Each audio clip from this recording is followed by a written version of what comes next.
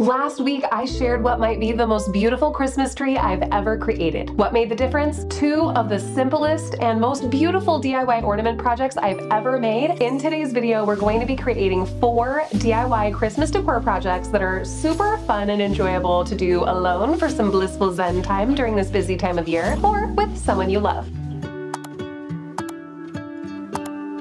Hi, I'm Lindsay, a former teacher DIY renovating our 71-year-old ranch-style home in Seattle one new project at a time. I make videos about interior design so we can learn and style our homes together. As always, check out the description box for chapters and links to all the products mentioned in today's video, including all the materials you'll need for the DIY projects.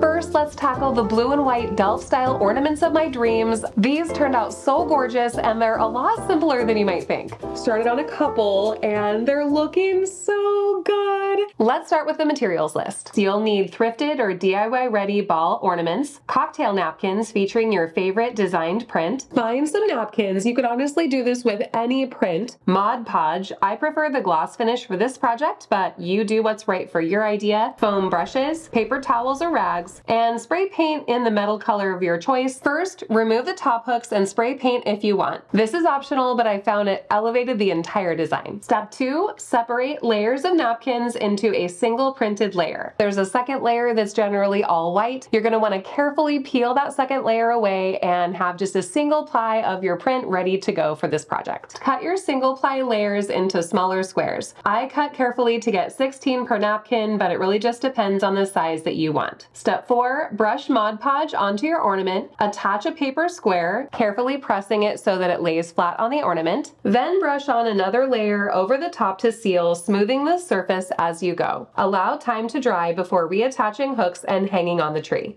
I just finished the last one. I ended up making way more than I planned. They are so beautiful. I'm blown away by how simple and just I can't stop talking about this. Mod Podge is usually dry to the touch after about 15 to 20 minutes, but fully cured and dried within 24 hours. I hear the gloss product actually takes a little longer to cure, maybe as long as 48 hours, but I found that after an overnight drying, they were ready to put on the tree and they still had air to continue drying. I love the ones that I created for our home so much. I was really curious to see if other colors of thrifted ornaments might work for this project, and I was interested to see if I could find some prints that might work in the homes of 2 of my best girlfriends, so I decided to create 2 more sets to give as gifts. My first friend is super into more like boho, jungalo kind of styles, really bold colors and prints, and so I found this really pretty napkin with a mustard yellow background and some thrifted golden ornaments that I think will work nicely. What was interesting about this combination is that the background of the napkin print allowed the gold to shine through, and it's got a slight metallic-y finish to it, which makes it even more amazing looking. These ones turned out so beautifully. Everything worked out just as planned, and I absolutely love them. I cannot wait to give these as a gift. The little hooks were already gold, and I didn't even have to paint them. If you're using thrifted ornaments like I did, especially for a gift, I highly recommend replacing all the ornament hooks with brand new green ones so that they're ready to hang and they have a newer feel versus feeling like old and crusty. The second set was a little harder because I found a beautiful set of red ornaments, but I was concerned that the pattern that I picked for this particular set might bleed through and come out pink. The single ply actually ended up being a little too thin. Since the white background faded, it's mostly red now. I ran this by a couple friends and was wondering if they kind of turned out unexpectedly great with all the variety between the white and red, or if they're just confusing and they look sloppy and maybe not finished. Can you let me know what you think down in the comments? I might add another layer to this to see if I can make them all a little bit more uniform and a little brighter, or do we love the red? I cannot decide. I need to make this decision soon because I want to wrap it and put it under the tree. Make sure to watch all the way to the end of this video for a huge holiday announcement, plus the full styling of all 4 of these completed DIY projects.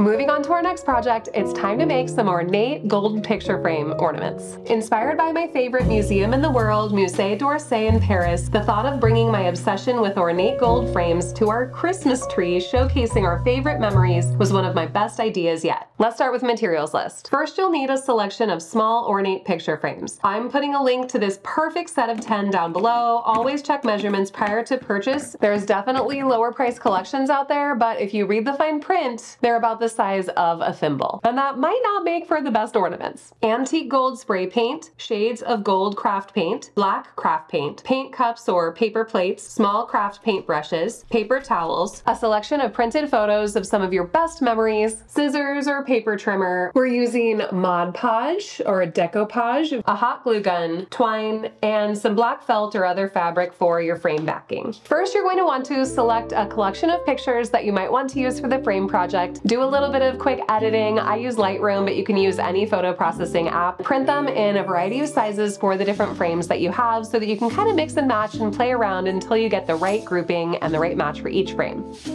This set came a little more rose gold in color than I was hoping for. We're going for something that could fit in Versailles, all right? So my first step was spray painting them with an antiqued gold spray paint. Next, I used a variety of gold craft paints to give it a little bit more of a varied and golden appearance. My final step was using some watered down black craft paint to put in a little bit of darkness into all the grooves of the ornateness of the frame, letting that settle and dry a little bit before gently dabbing off the excess, allowing the gold to peek through in the more prominent areas of the frame and the more recessed areas to be more darkened and antique looking. This made all the difference and took these frames from sort of meh, look like they came from the dollar store to wow, those look like they could hang on the wall. Trim your photos to fit the frames.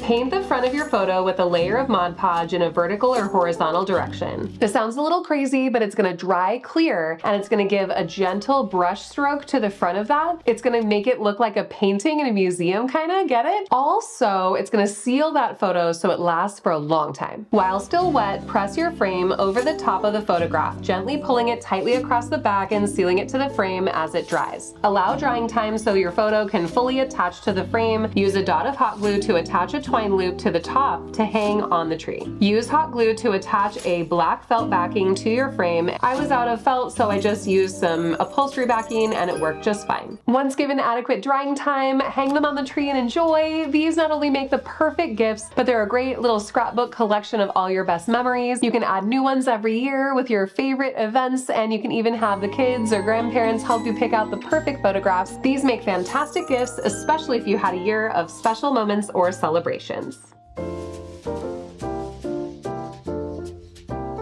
have always wanted to make a pinecone wreath, and especially this year I fell in love with some that I saw in stores, but they were like hundreds of dollars in some cases. I just can't pay that kind of money for something I know I could make myself, and what might be a good excuse to catch up on some TV while I do it. I got into Bridgerton, and it's pretty fun, you guys. I suppose, as your husband. You will never be my husband. I will never marry you. Here's what you'll need. A DIY ready wreath, a collection of pine cones in various sizes and styles to suit your taste, a hot glue gun, and plenty of glue sticks. You could also use wire, but I didn't use any for this project. And if you need to, you could also grab some twine to make a little hanging loop. First, set up your workspace by cutting some cardboard or an old grocery sack to cover your table and protect it. Get to work hot gluing the pine cones to your wreath one at a time, layering in different sizes as desired. I actually sorted each of my pine cone sizes and styles so that I could kind of get a little variety and mix it around. I started thinking I should equally space the large ones, but I quickly abandoned that plan just because it created some weird gaps in between the pine cones that I just didn't have pine cone later to fill. So I learned that it was best to just work around and just continue the process while trying to spread out the sizes somewhat evenly. I'm concentrating on the outside first, and then we're gonna go to the interior.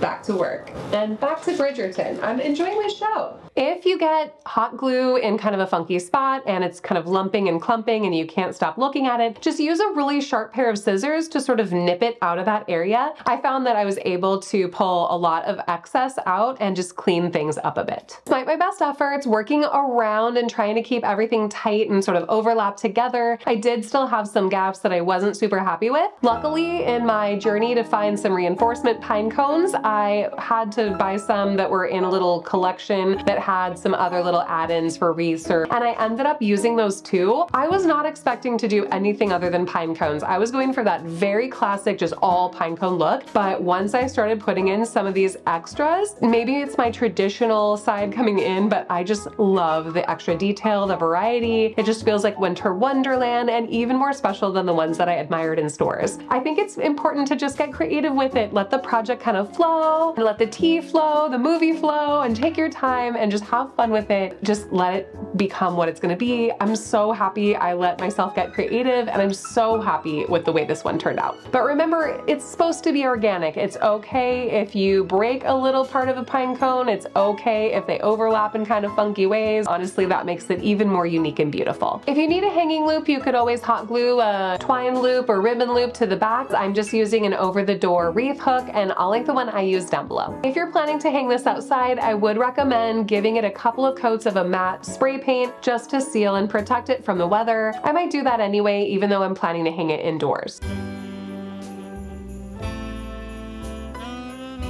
I can't believe we're onto the final project, but it's time to discuss our forever gingerbread houses. They are absolutely so cute, so easy, moderately easy. I definitely had some challenges, but this is another one where I feel like it doesn't have to be perfect to be so gorgeous in the end. Inspired by the now viral gingerbread house village at Pottery Barn, I'm going to transform a DIY I created 2 years ago and see if we can create these for a fraction of the price. You'll need a set of small metal or wooden houses from the craft store or dollar section. I found mine in the dollar section at Target 2 years ago, and when I was there yesterday, I noticed they had very similar ones this year. I'll link that and everything else down below. Air dry moldable clay, brown craft paint, white puffy paint, and or paint pens. Starting with the first project, this was the DIY I did 2 years ago. Mold your air dry clay to your metal or wooden house to create the doughy effect that we're going for. You can use your fingers and or silverware like a knife and fork to smooth out the surface or create a pattern of your choice. Allow the clay covered house air drying time before painting with brown craft paint. Since I was painting brown over white, it took me 2.5 to 3 coats to get the solid brown that I was going for. Allowing drying time between each coat honestly was about 10 or 15 minutes between coats. Use white puffy paint and or paint pens to add the icing details to transform your house into a gingerbread house. Oh, it really looks good. I'm using my inspiration picture for some ideas, but I'm also allowing my creativity to flow. Allow drying time before spraying a couple coats of matte spray paint to seal. When you're right up on these gingerbread houses and your puffy paint bubbles or does something that is unexpected and you have to fix it or wipe it off, don't be worried. It's honestly not that hard to fix. I made plenty of mistakes along the way, some that I was okay with, some I wasn't. I think it's okay for this project to not be perfect. That's kind of what makes it feel like a real gingerbread house. But in the case that you make an error, what I did was just sweep off the puffy paint with my thumb, clear the area, dry it off, make sure it was kind of flattened again, then go in with that brown paint. All this is super quick dry. Give it a quick coat of brown paint, let that section dry while I move on to other areas of the house, and then come back and then redo that design carefully. As you look at mine, you'll notice these are not perfect. I don't think they need to be beautiful. The roof lines especially were challenging, and that's okay. You can always go back in and clear a space, repaint, and go back over if you need to fix something. Don't be worried, take as long as you want until you get the result that you want. You can even go in with a little Q-tip to fine-tune the details and fix up any errors. Make sure to shake up your puffy paint occasionally to keep things flowing, and after you do that, maybe tap it a little bit to get rid of the air bubbles. Test it before you go back to your house to avoid extra errors.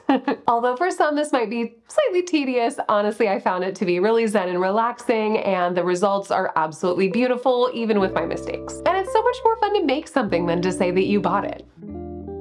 I am so thrilled with how each of these DIYs came out. I've done a lot of different DIYs, especially Christmas decor on this channel over the years, and these are honestly the favorites I've ever gotten to share with you. Now it's time for a little reveal. I want to show you how each of these looks styled into our holiday home. And don't forget, after the reveal, huge announcement.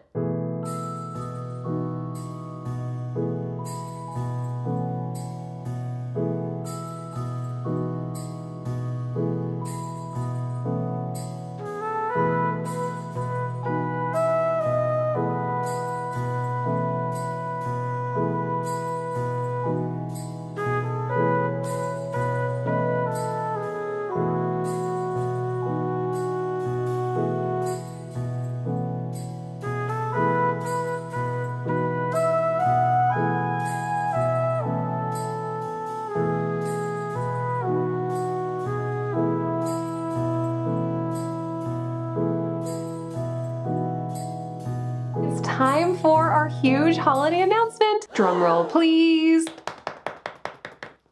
Surprise! I'm doing Vlogmas this year. I am so excited to bring you a ton of new videos in December featuring home projects, holiday DIYs, and celebrations all month long. The first video in the series drops December 1st, and I can't wait to see you then. If you like this video, hit the thumbs up, subscribe, and tap that bell icon for more DIY home renovation videos every week here on Lindsay Living. Come find me on Instagram and all the social medias at Lindsay Living, and if you create any of the projects shared in today's video, make sure to share it with me using the hashtag Lindsay Made Me Do It. If you liked this video, you're going to love last week's Christmas home makeover. Come decorate with me for a moody traditional Christmas. Plus you can see our ornament DIYs and how they fit into the rest of my holiday design plan. I'll see you over in that video and next Sunday with a new video. Happy decorating!